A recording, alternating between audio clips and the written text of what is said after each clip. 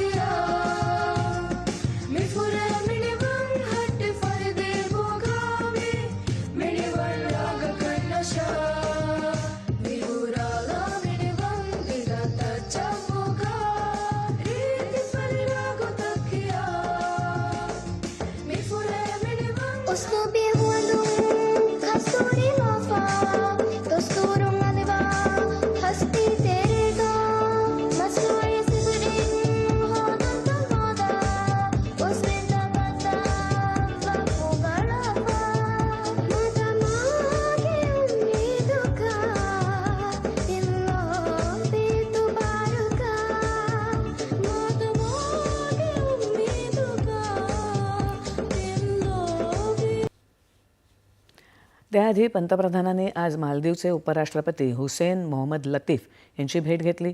त्याआधी मालदीव संसदेचे अध्यक्ष अब्दुल रहीम अब्दुल्ला यांच्याशी चर्चा केली. या यशस्वी दौऱ्यानंतर पंतप्रधान मायदेशासाठी रवाना झालेत.